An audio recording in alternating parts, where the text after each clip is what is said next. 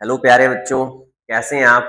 उम्मीद है अच्छे होंगे, बढ़िया होंगे, छुट्टियां एंजॉय कर रहे होंगे। प्यारे बच्चों, हिंदी मीडियम के सागर क्लासेस की यूट्यूब चैनल में स्वागत है आपका।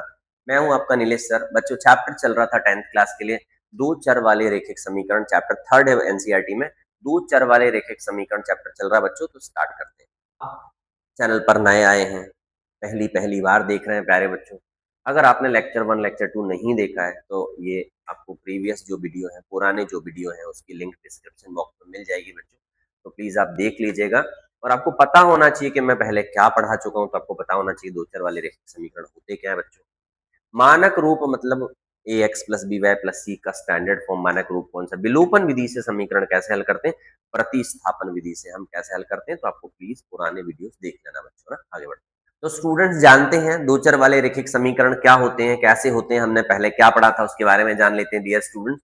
तो A X plus B Y plus C equal to zero के रूप में समीकरण होते हैं। इसको समीकरण को मानक रूप कहा जाता है। दो चर वाले रैखिक समीकरण का बच्चों मानक रूप कहा जाता है। तो A X plus B Y plus C equal to zero के रूप में ही होंगे सारे समीकरण इस चैप्टर के। और आपको पता है कि एक्स और वाई चर होते हैं, ए बी सी स्थिरांक होते हैं बच्चों। तो हम ये सब पढ़ चुके हैं पुराने वीडियो में, तो ज्यादा डिटेल्स नहीं जाते, आगे बढ़ते हैं। वाले रैखिक समीकरणों में जब दो समीकरणों को साथ में लिखा जाता है तो हम उसे युग्म कहते हैं, हम उसको युग्म कहते हैं, पेयर कहते हैं।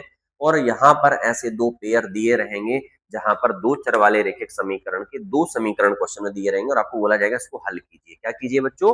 हल कीजिए। तो ये हल करना मतलब क्या है बच्चों? हल करने की विधियों के बारे में आज हम पढ़ रहे हैं। तो कितनी विधियां हैं बच्चों इस चैप्टर में?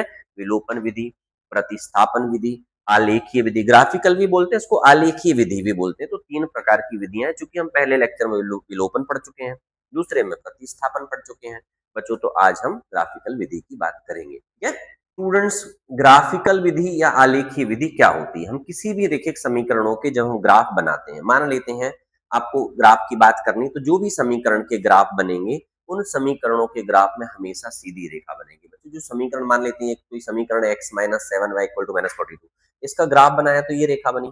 एक दूसरा समीकरण है, मान लेते हैं X minus three Y equal to six, उसका ग्राफ बनाया, ये रेखा बनी। तो हमेशा ये जो रैखिक समीकरण होंगे उन रैखिक समीकरणों का ग्राफ हमेशा सरल रेखा ही होगी बच्चों, हमेशा सरल रेखा ही होगी। बट वो ग्राफ बनेंगे कैसे, हम उनके बारे में बात जरूर करेंगे। बट आपको याद रखना है जहां पर दोनों रेखाएं मिलेंगी अर्थात प्रतिच्छेद करेंगे, रेखाएं क्या करेंगी बच्चों? प्रतिच्छेद करेंगी, वही हल कहलाएगा। जहां पर रेखाएं प्रतिच्छेद करेंगी मतलब इन्होंने क्या प्रतिच्छेद करा बच्चों? क्या इन रेखाओं ने? नहीं करते दिख रहे हैं। बट अगर मैं इसको और आगे बढ़ाता, इसको और आगे बढ़ाता, दिख रहा है थोड़ा थोड़ा दिख रहा है, इसको और आगे बढ़ाता तो यहाँ कहीं मिलती ना। हाँ, यह कहलाएगा समीकरण का हल। क्या कहलाएगा? समीकरण का हल कहलाएगा। तो अपन जानते हैं बच्चों। तो अभी क्या बात की कि दो चर वाले रैखिक समीकरण जहां मिलते हैं उनका क्या होता है? जहां पर हमेशा समीकरण का ग्राफ एक सरल रेखा ही बनेगी और जहां पर प्रतिच्छेद बिंदु हो रहा है बच्चों उसे हल कहेंगे। अभी मैंने ग्राफ में समझा दिया था।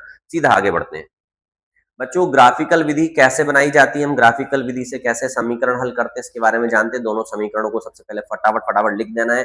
दोनों समीकरणों का जो बिंदु है हमें बात करनी, प्रत्येक समीकरण के लिए दो बिंदु लेना। हमेशा एक बात ध्यान रखनी, जो भी समीकरण हमने लिए हैं, एक समीकरण के लिए दो बिंदु लेना है, दूसरे समीकरण के लिए दूसरे दो बिंदु लेना है। जो बिंदु आए हैं उन्हें हमें एक्स वाई तल पर जो हमारे पास ग्राफ होगा उसमें डिनोट करना है, अंकित करना है। फिर उन बिंदुओं से हमें रेखा बनानी। क्या बनानी बच्चों? रेखा। और अभी आपको क्या बताया, रेखाएं हमेशा सीधी बनेंगी, तिरछी बन सकती हैं, लेकिन उसको भी रेखा कहेंगे ना, स्ट्रेट होती जो रेखा। जहां पर प्रतिच्छेद बिंदु प्राप्त हो रहा ग्राफ का, वही बिंदु हल कहलाएगा बच्चों। क्या कहलाएगा?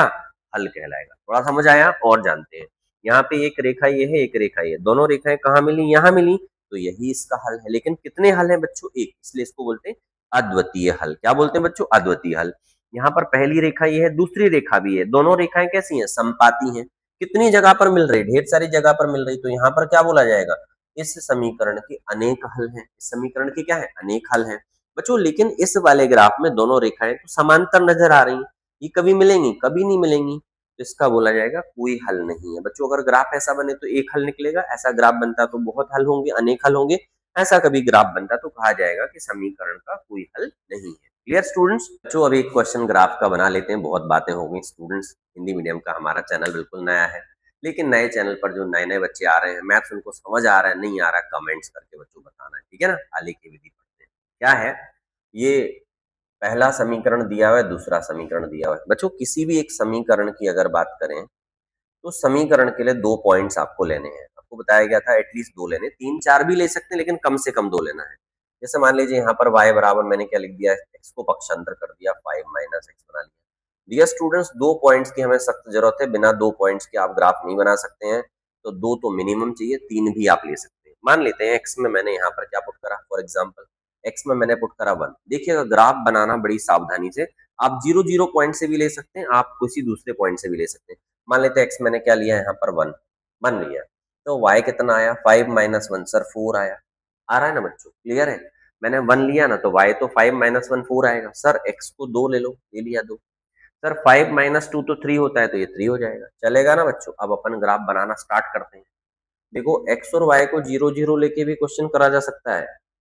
मेरे इंग्लिश मीडियम वाले लेक्चर में अगर कोई स्टूडेंट्स देख रहा होगा तो उनको मैंने 0-0 वाली मेथड भी सिखाई है ना, बट ये भी बहुत आसान है, इसको भी देख लेना है बच्चों। ये तो हमारा ओरिजिन है, इसको बोलते हैं मूल बिंदु। मूल बिंदु, ये x अक्ष है और ये y अक्ष है, ये धनात्मक और ये भी धनात्मक है ना। यहाँ पर x क्या होगा, नेगेटिव। आपने थोड़ा बहुत तो 9th में पढ़ ही लिया होगा बच्चों। ये y डैश है, ये भी नेगेटिव। इन पॉइंट्स की प्लॉट कैसे करते हैं, 1 2 3 4 ये 5। आपने 9th में थोड़ा थोड़ा जान लिया होगा। फिर क्या है, ऊपर भी 1 2 3 4 5, आपको ग्राफ कॉपी में ही बच्चों ट्राई करना है। तो 1 2 3 4 5, ठीक है ना बच्चों। पॉइंट की प्लॉटिंग कैसे करते हैं, एक्स पर 1 लेना, वाई पर 4, तो ये क्या हो जाएगा 1,4, एक्स पर 1 और वाई पर 4।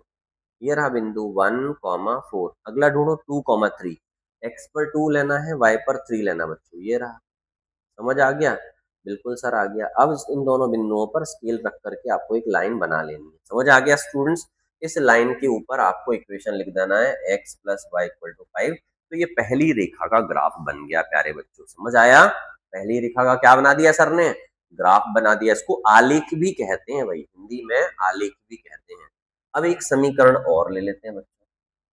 बताओ समीकरण अब कौन सा लेना है, सर 2 लेना है, क्योंकि पहले का तो आपने बना दिया। बिल्कुल, तो x minus Y equal to 1 है, तो x इक्वल टू क्या हो गया, 1 प्लस वाई।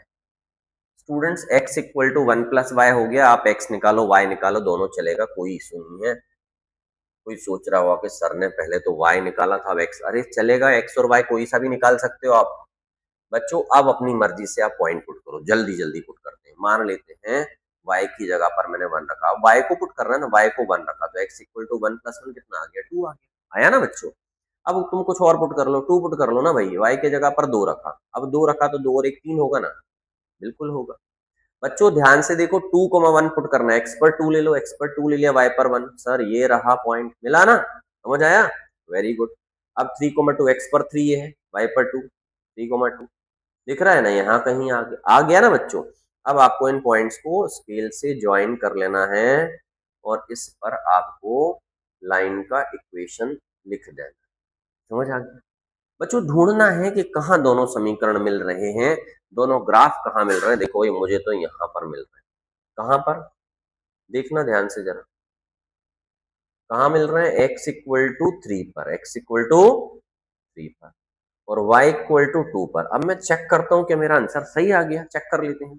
x के प्लेस पर 3 रखा, y के प्लेस पर 2 लिखा, 3 प्लस 2 तो सर 5 ही होता है, 5 ही होता है। x के प्लेस पर 3 लिखा, y के प्लेस पर 2, 3 माइनस 2 तो 1 है। सर बिल्कुल सही आंसर आया बच्चों। प्यारे बच्चों, अगर एलिमिनेशन विलोपन विधि से आप कर रहे होते, प्रतिस्थापन विधि से आप कर रहे होते और आलेख विधि से आप कर रहे होते, आंसर सभी का सेम ही आएगा, है ना, आंसर अलग नहीं आएगा। प्यारे बच्चों आगे बढ़ो।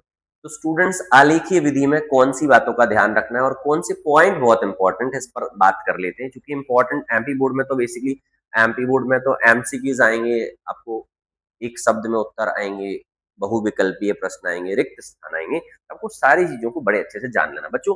अगर रेखा एक बिंदु पर प्रतिच्छेद करती हैं तो बोला जाता है कि इसका अद्वितीय हल है। अद्वितीय हल मतलब एक, बस एक हल।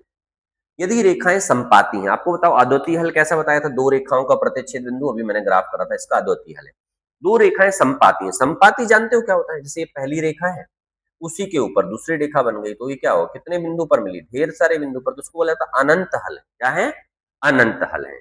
लेकिन यदि रेखाओं का ग्राफ समांतर है, मान लेते अभी ऐसा ग्राफ नहीं बन के ऐसा बन जाता तो बोलते अनेक हल है।